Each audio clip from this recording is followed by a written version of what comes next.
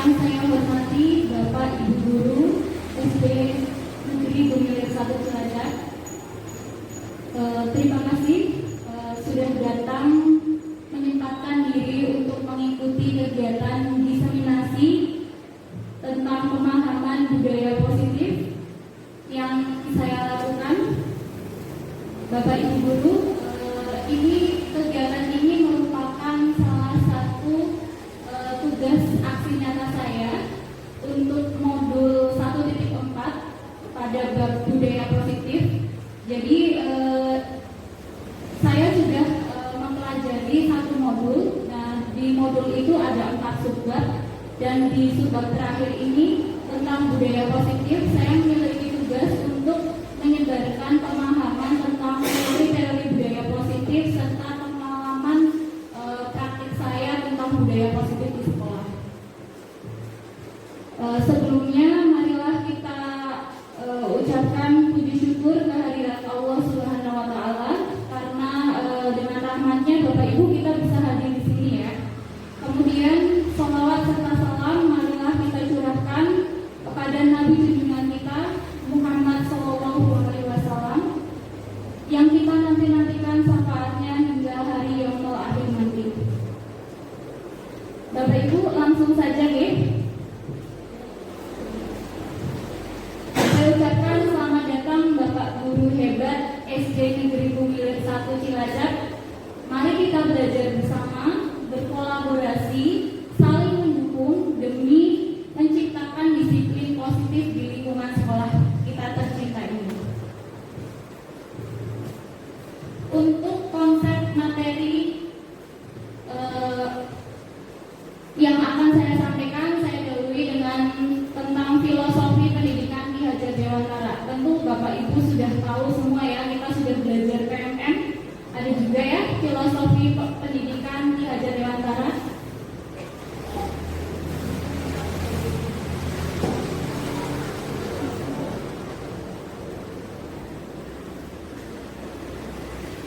Oke, pendidikan menurut Ki Hajar Dewantara itu adalah tujuannya adalah menuntun segala kodrat yang ada pada anak agar anak-anak dapat mencapai keselamatan dan kebahagiaan setinggi-tingginya, baik sebagai manusia maupun sebagai masyarakat. Ki Hajar Dewantara itu mengibaratkan kita sebagai pendidik itu seperti petani, Bapak Ibu.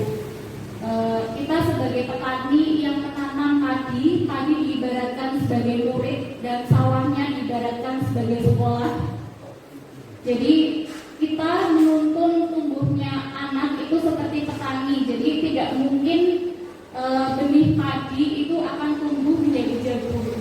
Begitupun anak-anak kita sudah memiliki kodratnya sendiri. Jadi tugas kita adalah menuntun mereka, memperbaiki lakunya mereka untuk bisa hidup selamat dan bahagia nanti sebagai manusia maupun sebagai masyarakat. Nah, tugas kita itu bukan cuma mengajar Bapak Ibu, tapi mendidik, menuntun. Jadi menurut Ki Hajar Dewantara, pengajaran dan pendidikan itu berbeda. Pengajaran itu merupakan proses pendidikan dalam memberi ilmu atau berfaedah untuk kecakapan hidup anak secara lahir dan batin. Sedangkan pendidikan itu memberi tuntunan terhadap segala kekuatan kodrat yang dimiliki anak agar anak mampu mencapai keselamatan dan kebahagiaan yang setinggi-tingginya, baik sebagai seorang manusia maupun sebagai anggota masyarakat. Selanjutnya untuk konsep budaya positif yang akan kita pelajari, yang pertama adalah perubahan paradigma belajar, kemudian disiplin positif dan nilai-nilai kebijakan universal, kebutuhan dasar manusia, teori motivasi, hukuman dan penghargaan, kemudian keyakinan kelas, posisi kontrol restitusi dan segitiga restitusi. Bapak Ibu, mungkin Bapak Ibu lebih jauh ilmunya tentang konsep budaya positif ini ya. Di sini saya akan mencoba menyampaikan apa yang pendidikan guru penggerak pada budaya positif. Tapi saya di sini bukan bermaksud untuk menggurui ya, karena kita saling sharing saja ya Bapak Ibu. Kita mulai dengan pembelajaran dengan paradigma baru.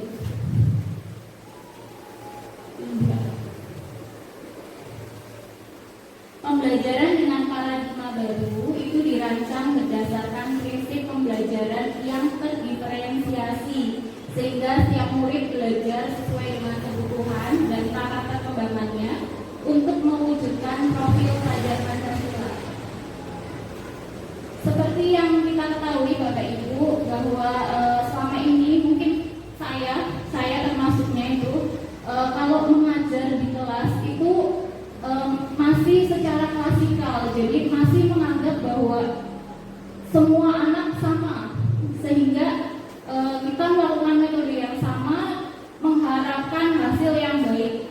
Padahal anak itu kan memiliki karakteristik yang berbeda-beda, sehingga sekarang muncullah pembelajaran diferensiasi. Jadi kita mencoba memahami karakteristik anak, kemudian menerapkan berbagai strategi yang berbeda, karena tadi anak memiliki karakter yang beda-beda, jadi kita juga harus menggunakan cara yang berbeda pula untuk mencapai tujuan yang sama. Nah, visi kita itu sama Bapak Ibu, yaitu ingin mewujudkan profil pelajar Pancasila. Ada 6 dimensi yang ingin kita wujudkan. Apa saja Bapak Ibu? Pelajar Pancasila beriman dan bertakwa pada Tuhan yang esa dan berakhlak mulia, berkebinekaan global, gotong royong mandiri, kreatif dan bernalar kritis. Terakhir itu tadi ya, bernalar kritis ya. Visi kita sama, mewujudkan 6 dimensi pelajar Pancasila tersebut. Nah, bagaimana caranya? Kita berusaha untuk menerapkan disiplin, tapi disiplinnya itu disiplin positif. Nah, Bapak Ibu, menurut Bapak Ibu apa sih makna disiplin? Kalau kita dengar kata disiplin itu biasanya identik dengan apa? Dengan peraturan, dengan kepatuhan, begitu ya. Nah, sekarang kita lihat apa sih sebenarnya itu disiplin.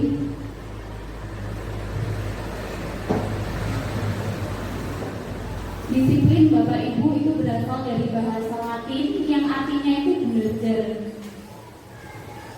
Nah, disiplin diri itu membuat orang menggali potensinya menuju suatu tujuan, apa yang dihargai.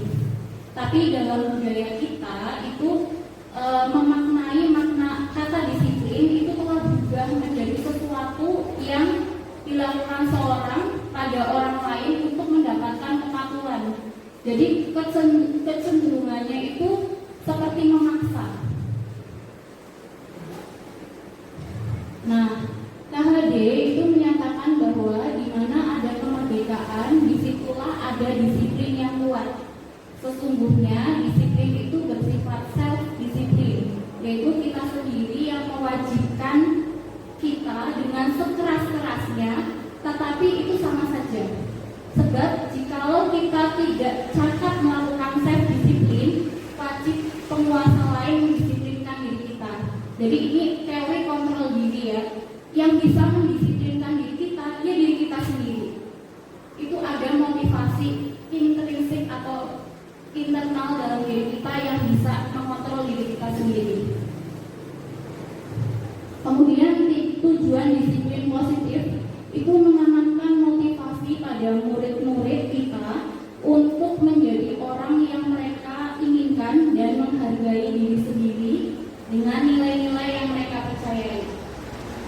Ketika murid kita memiliki motivasi tersebut, mereka telah mencapai motivasi intrinsik yang berdampak jangka panjang, motivasi yang tidak akan berpengaruh pada adanya hukuman atau hadiah.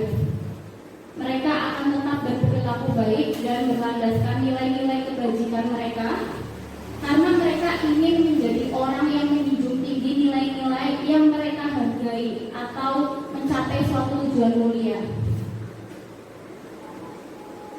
Nah, nilai-nilai kebajikan atau universal ini adalah sifat-sifat positif manusia yang merupakan tujuan mulia yang ingin dicapai setiap individu. Nilai-nilai tersebut bersifat universal dan lintas bahasa, suku bangsa, agama maupun latar belakang. Setiap perilaku atau perbuatan itu selalu memiliki tujuan tertentu. Menurut Dr. William Glaser pada teori kontrol, dengan mengaitkan nilai-nilai kebajikan yang diyakini, seseorang akan memotivasi, akan muncul terbangun motivasi intrinsiknya sehingga menggerakkan motivasi dari dalam bentuk dapat mencapai tujuan mulia yang diinginkan. Jadi setiap orang itu mempunyai dorongan dalam dirinya untuk melakukan suatu perbuatan, itu diantaranya adalah untuk memenuhi kebutuhan dasarnya. Nah, kebutuhan dasar manusia itu apa saja Bapak Ibu? Yang pertama itu adalah kebutuhan fisik atau kebutuhan dasar atau survival, yaitu kebutuhan makan, tempat tinggal, pakaian, atau yang kita kenal bahasa Jawanya sandang, pangan, papan. Nah, itu kebutuhan yang pertama yang dasar. Kemudian kebutuhan akan cinta kasih atau rasa sayang atau ingin diterima atau belonging. Nah, kadang nih murid kita itu suka caper ya sama kita karena mereka itu ingin diperhatikan, ingin disayangi. Nah, itu salah satu kebutuhan dasar. Kemudian kebutuhan akan power atau kekuatan atau kekuasaan. Misalnya ada anak yang kadang kita di kelas menjumpai anak-anak yang pengen menang sendiri. Nah, ini berarti kebutuhan akan kekuasaannya yang ingin dia penuhi. Kemudian kebutuhan akan kesenangan. Jadi kadang-kadang ada anak yang iseng sama temennya dan dia senang kalau temennya itu berekspresi setelah dia diisengi. Nah, ini salah satu kebutuhan dasar juga, yaitu kesenangan. Kemudian freedom, kebutuhan kebebasan. Kadang ada anak-anak yang di kelas itu seperti membuat ulah, mungkin bisa jadi karena dia tidak mau terkekang, pengen bebas, tidak mau di kelas terus, pengen suasana yang lain. Itu salah satu kebutuhan juga. Jadi ada 5 kebutuhan dasar tadi ya. Kebutuhan akan fisik atau kebutuhan dasar, kemudian kebutuhan ingin disayangi, cinta kasih atau diterima, kemudian kekuasaan, kesenangan, dan kebebasan. Selanjutnya ini ada kasus Bapak Ibu, coba kita pecahkan bersama. Bu Ria, guru kelas 5 SD di Cilacap, sedang bingung menghadapi salah satu murid di kelas bernama Agus yang sering kali meminta bekal makanan siang teman-temannya dengan paksa. Nah, jika Anda pada situasi seperti Bu Ria, apa yang akan Anda lakukan? Menurut Anda, kira-kira apa alasan Agus melakukan itu? Menegur.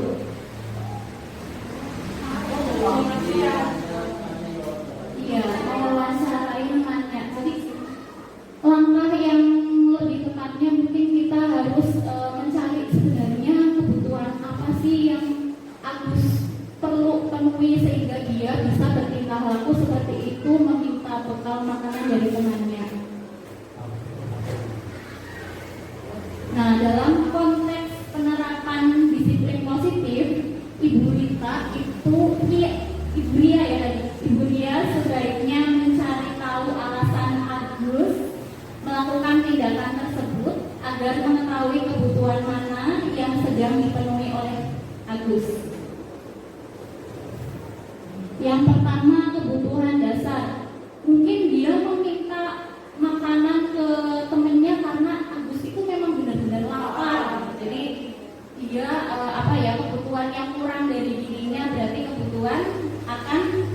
dasar ya, kebutuhan dasar atau kebutuhan fisik. Kemudian kebebasan, mungkin juga Agus merasa bosan dengan bekal makanan yang dibawakan orang tuanya, sehingga dia pengen yang lain. Lihat temennya bawa bekal makanan yang lain, dia jadi ingin ya. Kemudian bisa jadi juga kebutuhan akan kekuasaan. Jadi Agus merasa hebat kalau temennya itu menjadi takut dan menuruti apa yang menjadi keinginan Agus. Selanjutnya kebutuhan akan kesenangan. Bisa jadi dia merebut atau meminta bekal makanan temannya itu karena ingin menikmati ekspresi dari wajah temannya yang kesal. Dan yang terakhir bisa juga bahwa Agus ingin menjadi lebih diperhatikan oleh guru atau teman-temannya. Jadi dalam setiap masalah mungkin yang pertama harus kita lakukan adalah menganalisis sebenarnya anak ini itu apa sih yang dibutuhkan. Jadi begitu. Nanti setelah menemukan baru kita bisa menemukan langkah berikutnya untuk bisa membantu Agus memperbaiki perilakunya tersebut. Berikutnya motivasi perilaku manusia. Nah, apa motivasi Bapak Ibu? Motivasi itu adalah dorongan yang timbul dari diri seseorang baik secara sadar atau tidak untuk melakukan tindakan dengan tujuan tertentu. Jadi tadi menurut Kaiser bahwa semua perilaku itu memiliki tujuan. Nah, ini adalah teori motivasi perilaku manusia. Yang pertama, untuk menghindari ketidaknyamanan atau hukuman. Mungkin seseorang itu melakukan sikap disiplin itu untuk menghindari dia tidak dihukum. Atau misalnya kita Bapak Ibu ditunjuk oleh kepala sekolah untuk mengikuti diklat. Kan kalau misalnya kita pasti ikuti ya. Bisa jadi kita ikut itu karena takut nanti ada sanksi dari ibu kepala sekolah atau pengawas. Nah, ini berarti kalau seperti itu motivasinya adalah motivasi dari luar. Jadi motivasi eksternal untuk melakukan disiplinnya itu. Kemudian yang kedua adalah untuk mendapatkan imbalan dari orang lain.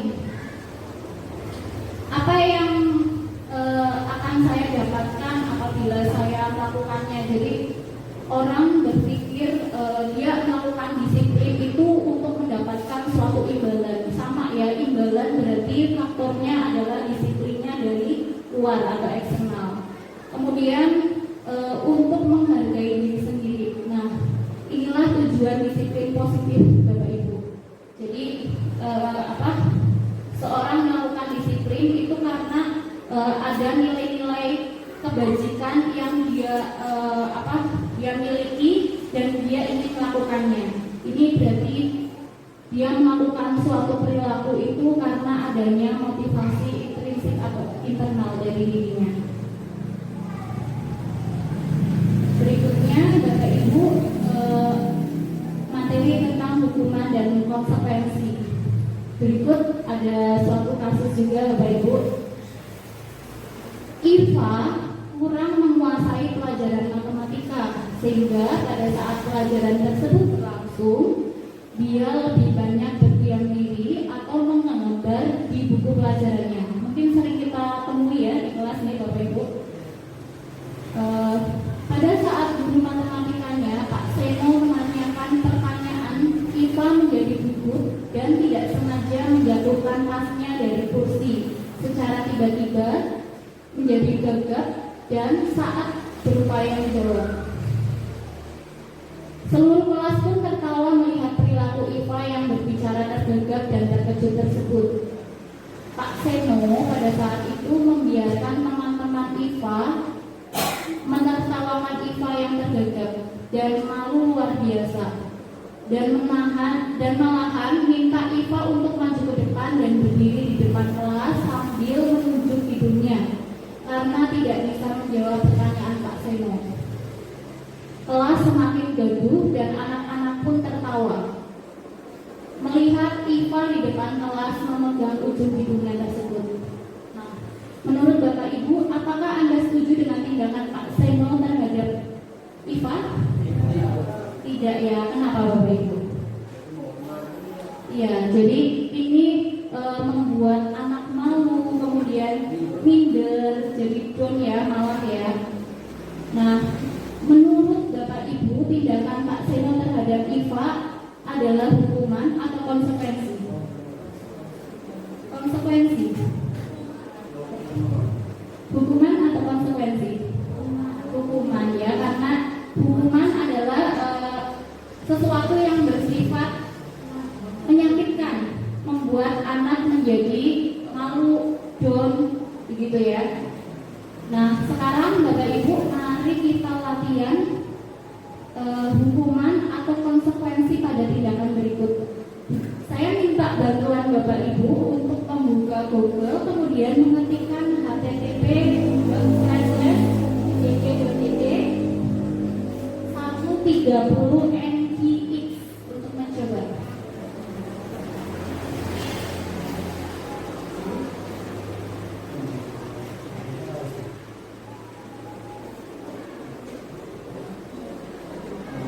http://130NQX.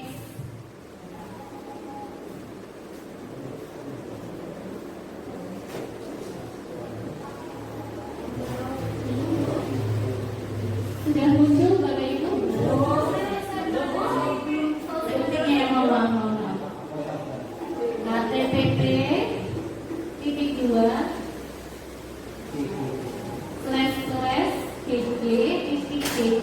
garis miring 130NIX.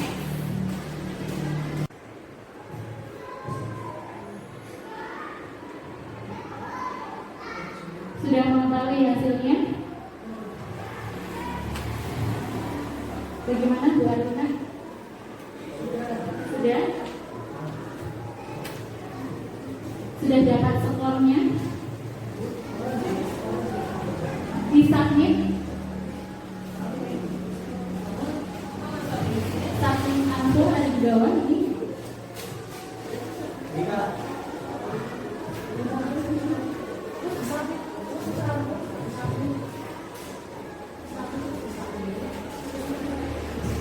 Yang pertama itu ada pernyataan murid diminta berlari mengelilingi lapangan 3 kali karena terlambat pelajaran olahraga.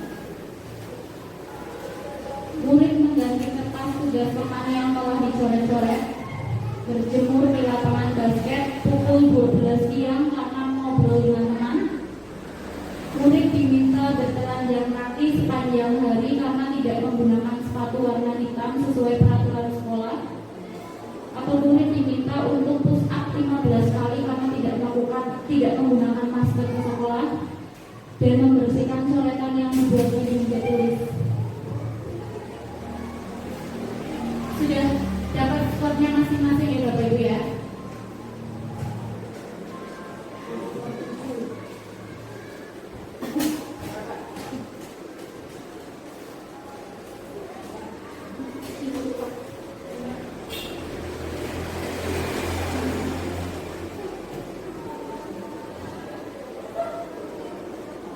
Ini adalah 2 siswa yang sudah hebat, sudah paham tentang hukuman dan konsekuensi. Oke, baik, kita bahas saja ya Bapak Ibu. Kalau pernyataan yang pertama, murid diminta berlari mengelilingi lapangan 3 kali karena terlambat pelajaran olahraga, ini termasuk hukuman atau konsekuensi?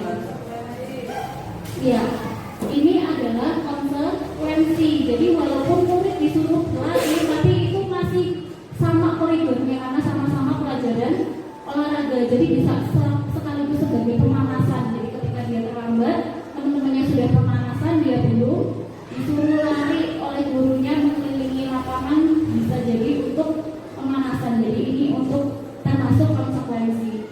Kemudian murid berjemur di lapangan basket pukul 12 siang karena ngobrol dengan teman, hukuman, ya betul. Kemudian murid diminta bertelanjang kaki sepanjang hari karena tidak menggunakan sepatu warna hitam sebagai peraturan sekolah.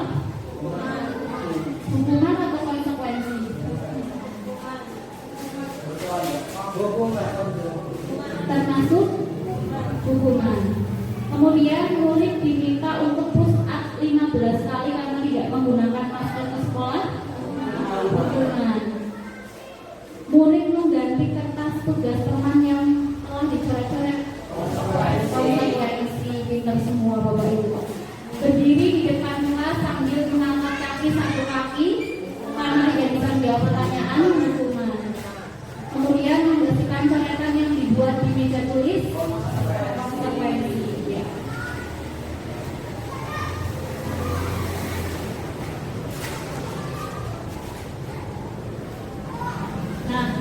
Jadi Bapak Ibu, hukuman ini sifatnya menyakitkan, kemudian membuat murid tidak nyaman, murid merasa takut dan bersifat memaksa, sehingga kadang-kadang murid malah sengaja untuk menyembunyikan kesalahannya. Dan karena hukuman juga bisa membuat murid rendah diri ya, karena malu dengan teman-temannya. Berikutnya ada penghargaan. Jadi di sini ada konsep disiplin dengan identitas gagal. Kalau hukuman kan identitas gagal wajar ya Bapak Ibu, tapi di sini ada penghargaan. Ternyata juga merupakan konsep disiplin dengan identitas gagal.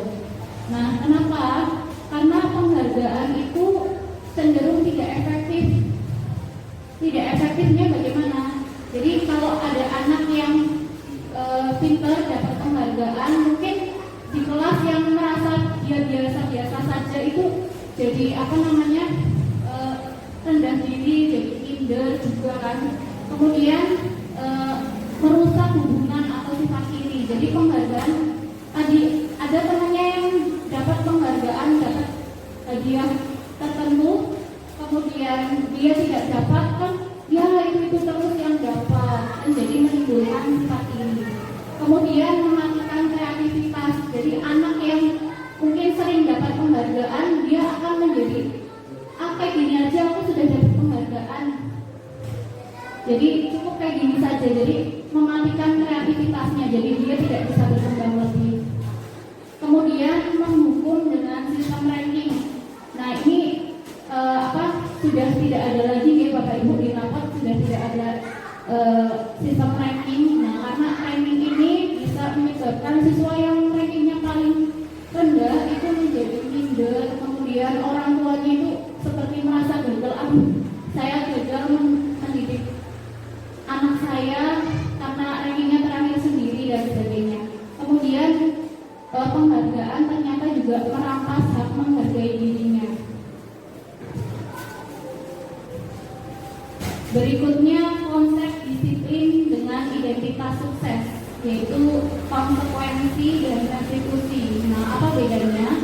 Kalau konsekuensi itu penguatannya jangka panjang.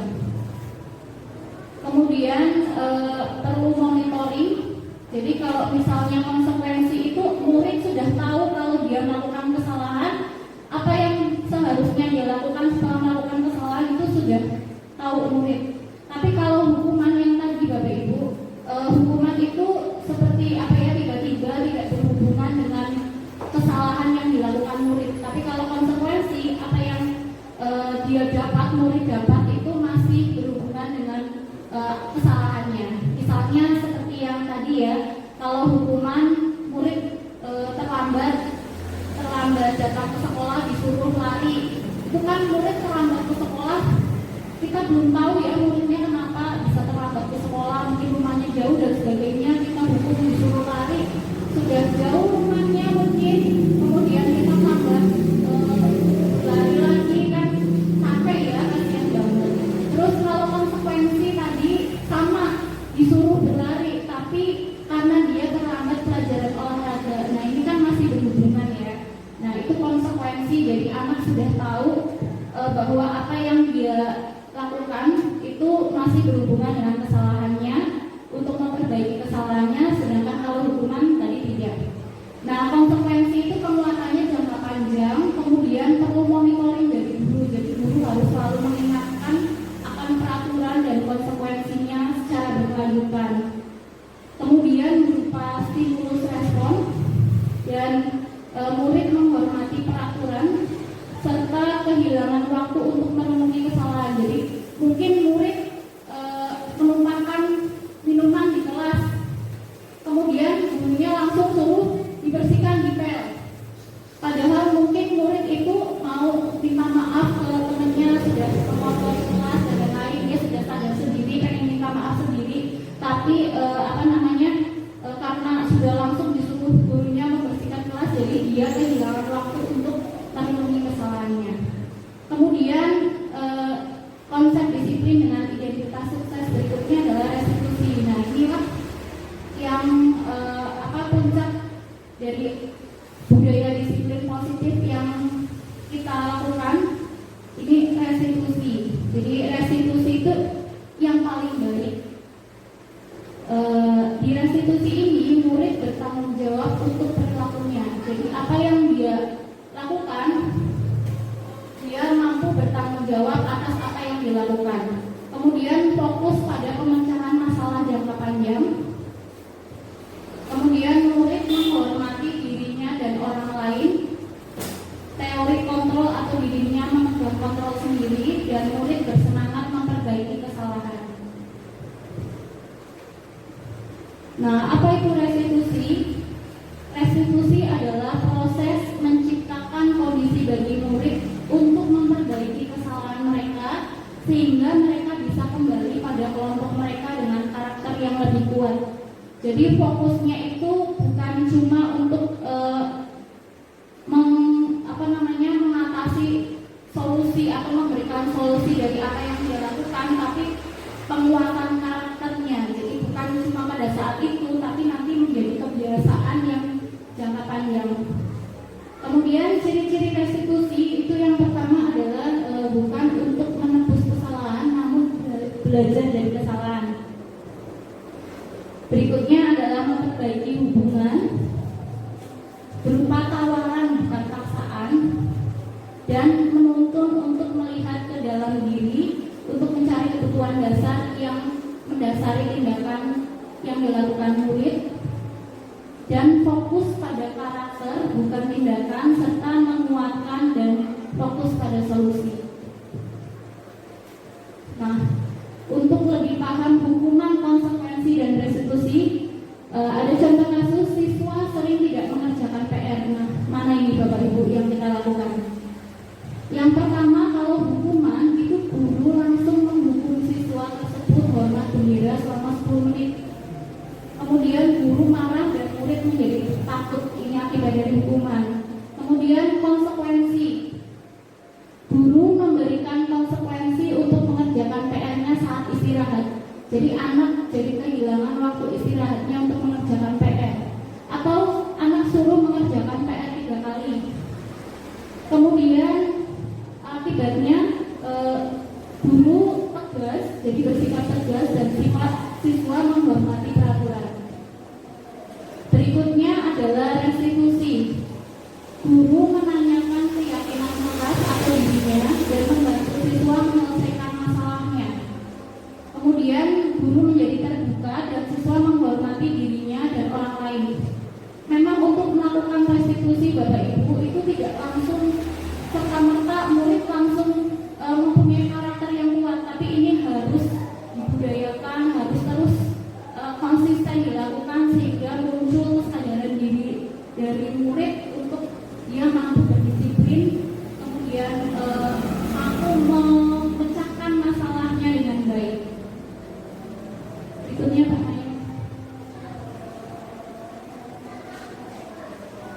Materi berikutnya adalah posisi kontrol guru. Nah, Bapak Ibu, ada 5 posisi kontrol guru. Yang pertama adalah penghukum, pembuat merasa bersalah, teman, pemantau, dan manajer. Nah, biar lebih paham, mari kita simak kasus berikut. Siswa tidak memakai atribut lengkap saat upacara bendera. Kalau kita berposisi sebagai penghukum, kita mungkin akan melakukan seperti ini. Patuhi peraturan sekolah, lalu sekarang berdiri di depan barisan. Jadi anak berdiri di depan barisan misalnya karena dia tidak lengkap pakaiannya saat upacara disuruh baris paling depan biar dilihat oleh teman-temannya semua. Kemudian kalau kita sebagai pembuat rasa bersalah, kita mengucapkan seperti ini Bapak Ibu. Berapa kali ibu guru harus memberitahu kamu, ibu guru kecewa sama kamu. Nah, dengan kata-kata yang kita lontarkan tadi itu membuat siswa itu merasa bersalah. Jadi membuat gurunya kecewa dan kecewa dengan tindakannya. Jadi siswa merasa bersalah. Kemudian kita sebagai teman, contoh yang kita ucapkan seperti ini. Ayo yang tertib nak, buat bu guru bangga. Kali ini tidak apa-apa kamu salah. Seperti itu. Kemudian untuk yang pemantau, kamu sudah melanggar apa peraturan dan konsekuensinya. Jadi kalau pemantau itu menanyakan tentang peraturan dan konsekuensi. Nah, kalau kita sebagai manajer, posisi control manager, itu kita memberikan pertanyaan-pertanyaan yang menuntun sehingga murid dapat mengetahui kesalahannya, kemudian mengetahui apa yang salah pada dirinya, menstabilkan identitasnya bahwa apa yang dia lakukan pasti punya tujuan. Kemudian murid bisa memperbaiki sendiri masalahnya tersebut. Contoh kalimatnya, apakah kesalahanmu, kira-kira bagaimana kamu akan memperbaiki kesalahan ini.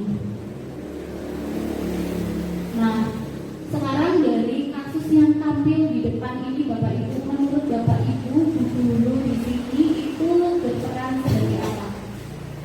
Penghukum, pembuat rasa bersalah, pemantau, teman, atau manajer. Pada hari Senin, Kak Alfi tidak masuk sekolah. Beliau adalah guru matematika. Saat itu Bu Rina menggantikan Kak Alfi. Bu Rina baru 1 tahun mengajar di SMP. Beberapa murid perempuan, Vivi dan Natali, mengetahui hal ini dan memulai menggunakan kesempatan untuk bersikap seenaknya, tertawa dan tidak mengindahkan kehadiran Bu Rina. Bu Rina mencoba menyapa Vivi dan Natali dengan ramah sambil mengingatkan untuk tetap fokus atas tugasnya. Ayolah, tugasnya dikerjakan, nanti ibu ditegur Bapak Kepala Sekolah kalau kalian tidak mengerjakan tugas. Tolong bantu ibu ya. Namun Vivi dan Natali malah menjadi tertawa. Santai aja Bu. Mereka tetap tidak mengerjakan tugas dan malah mengobrol. Nah, kalau menurut Bapak Ibu ini Bu Rina itu posisi kontrolnya apa nggih?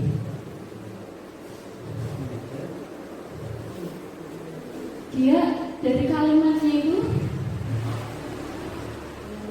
mencoba menyapa, kemudian mengingatkan untuk tetap fokus atas tugasnya, kemudian mengatakan ayo dikerjakan, nanti kalau tidak dikerjakan ibu ditegur Bapak Kepala Sekolah.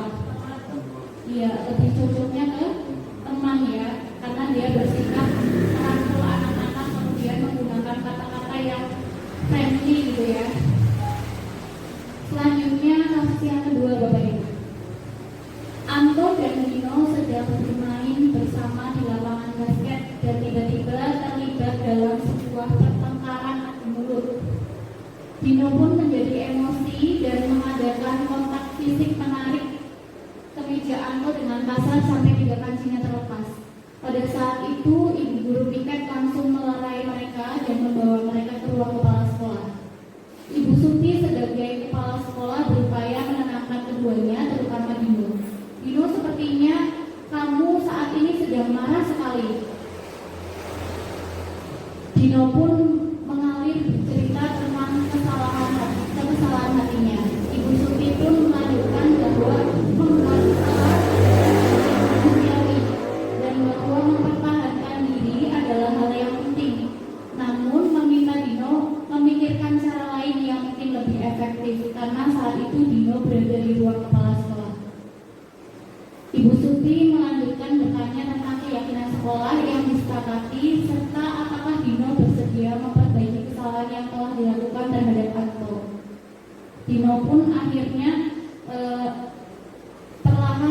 mengangguk. Kemudian Ibu Suti balik bertanya kepada Anto, hal apa yang bisa dilakukan? Hal apa yang bisa dilakukan Dino untuk memperbaiki masalah Anto? Dan Anto menjawab, saya perlu kancing saya diperbaiki, Bu. Ibu saya akan sangat marah kalau melihat kancing baju saya sampai copot 3 kancing begini. Ibu Suti pun kembali bertanya ke Dino, apakah yang akan dia lakukan untuk menggantikan 3 kancing Anto yang terlepas. Nah, menurut Bapak Ibu, Ibu Suti di sini berperan sebagai manajer, ya. Jadi Ibu Suti berperan sebagai manajer. Tadi dari langkah-langkahnya dia yang pertama dia melakukan restitusi, ya, menanyakan kesalahannya, kesalahan Dino yang Dino perbuat, kemudian menstabilkan identitasnya dengan nggak apa-apa, semua orang pasti pernah salah. Kemudian mencoba untuk menggali apa yang bisa Dino lakukan untuk memperbaiki kesalahan tersebut. Selanjutnya materi tentang keyakinan kelas. Nah, ini salah satu termasuk budaya positif yang mendukung disiplin positif. Keyakinan kelas adalah nilai-nilai kebajikan atau prinsip-prinsip universal yang disepakati bersama secara universal, lepas dari perbedaan agama, suku, negara, dan bangsa. Menurut dosen, suatu keyakinan akan lebih memotivasi seseorang dari dalam atau intrinsik seseorang, akan lebih bersemangat untuk menjalankan keyakinan daripada hanya sekedar mengikuti peraturan. Keyakinan kelas disusun antara guru dan murid dengan tujuan sebagai komitmen bersama dalam mewujudkan budaya positif. Nah, untuk pembentukan keyakinan kelas, Bapak Ibu, keyakinan kelas itu disusun bersama dengan murid. Itu lebih baik menggunakan kata atau kalimat yang bersifat abstrak. Jadi misalnya kalau guru sedang menerangkan, berarti muridnya harus bagaimana? Harus diam, perhatikan, dan sebagainya. Nah, itu kan banyak sekali, ya. Kita bisa merangkumnya dengan abstrak. Murid menghargai atau menghormati guru, itu sudah mencakup kesemuanya tadi. Kemudian keyakinan kelas berupa pernyataan yang universal. Kemudian pernyataan keyakinan kelas dibuat dalam bentuk positif. Jadi usahakan itu untuk tidak menggunakan kata jangan atau dilarang. Kemudian keyakinan kelas hendaknya tidak terlalu banyak sehingga mudah diingat dan dipahami oleh murid. Keyakinan kelas sebaiknya sesuatu yang dapat diterapkan di lingkungan tersebut, dan semua warga kelas ikut berkontribusi dalam pembuatan keyakinan kelas lewat kegiatan surat pendapat. Nah, keyakinan kelas ini juga bisa ditinjau kembali. Jadi kalau misalnya sudah ada anak yang tidak menghargai keyakinan lagi, bisa kita tinjau ulang lagi, kita buat keyakinan kelas yang baru yang bisa disepakati oleh seluruh murid. Nah, ini contoh kegiatan yang sudah saya lakukan, Bapak Ibu, menyusun keyakinan kelas bersama murid yang didahului dengan berdiskusi tentang peraturan yang ada di sekolah. Kemudian murid menuliskan keyakinan tentang kelas impian mereka di dalam selembar kertas. Selanjutnya dari apa yang dituliskan tersebut kita rumuskan bersama yang bisa menjadi keyakinan kelas. Selanjutnya murid menuliskan keyakinan kelas tersebut di dalam kertas yang nanti akan ditempel di dinding kelas dan bisa terbaca oleh murid-murid. Selanjutnya segitiga restitusi. Nah, restitusi tadi, Bapak Ibu, itu adalah proses menciptakan kondisi bagi murid untuk memperbaiki kesalahan mereka sehingga bisa kembali ke kelompok mereka dengan karakter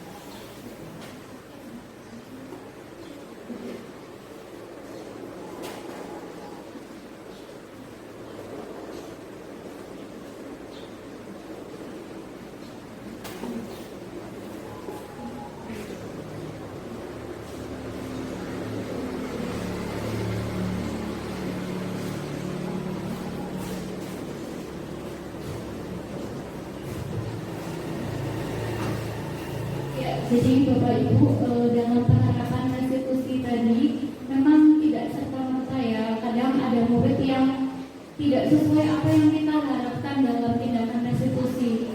Nah, memang dengan tadi adanya keyakinan kelas yang kita susun, itu kita bisa menggunakan itu untuk menyadarkan murid tentang motivasi internal dari dalam dirinya.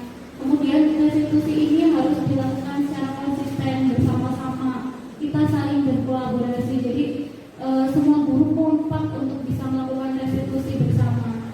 Jadi tidak ada perbedaan. Misalnya dengan guru itu mudah cuma seperti ini, dengan guru ini dihukum seperti gini. Nah itu kan ada perbedaan. Nah dalam membudayakan budaya positif itu kita harus bersama-sama Bapak Ibu.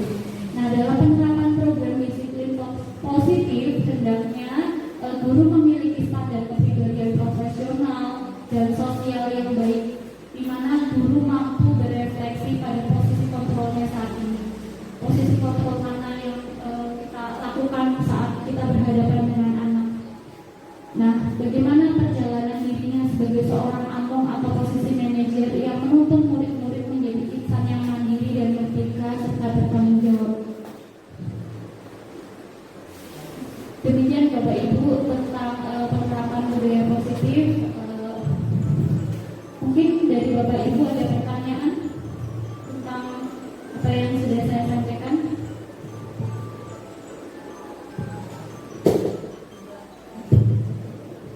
Silakan Pak Malik. Terima kasih. Assalamualaikum warahmatullahi wabarakatuh. Ya, terima kasih. Mau tanya bagaimana cara untuk mengubah anak yang tadinya kurang disiplin, karena mungkin ada ya anak yang sudah menerapkan keyakinan keras anak-anak, namun pada faktanya itu masih ada beberapa anak yang masih kurang disiplin. Contohnya seperti tidak keras atau penerapannya kurang lebih tepat waktu, itu masih kurang. Terus bagaimana cara itu mengubah anak tersebut menjadi lebih disiplin lagi. Terima kasih. Terima kasih Bapak Malik atas pertanyaannya. Mungkin kita bisa menghadapi anak yang seperti itu, kita bisa melihat sebenarnya tadi kebutuhan apa sih yang anak itu perlukan sehingga dia berlaku seperti itu. Nah, kita bisa melakukan pendekatan personal terhadap anak tersebut, kemudian bisa melakukan langkah-langkah berikutnya. Setelah kita tahu sebabnya, kita bisa melakukan langkah-langkah berikutnya dengan pendekatan personal. Ia diharapkan agar anak bisa memiliki motivasi untuk bisa lebih baik lagi. Begitu.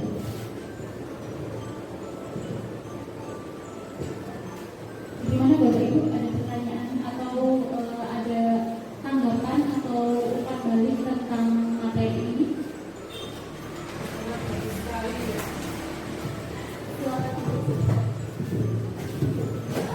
Terima kasih. Saya hanya memberikan masukan saja.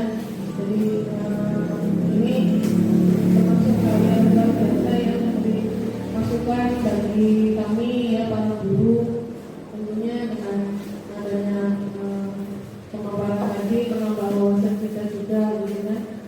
Ini juga mungkin sebagai nanti bisa tindak lanjut untuk dari nanti para guru mungkin bisa diterapkan di kelas, gitu kan. Dari pemaparan tadi sangat bagus sekali. Terima kasih dan sangat menginspirasi. Terima kasih Bu Puji.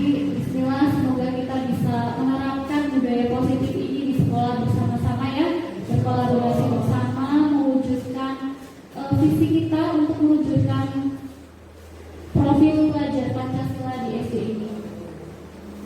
Demikian Bapak Ibu, terima kasih atas kehadiran Bapak Ibu pada acara diseminasi pemahaman tentang budaya positif ini.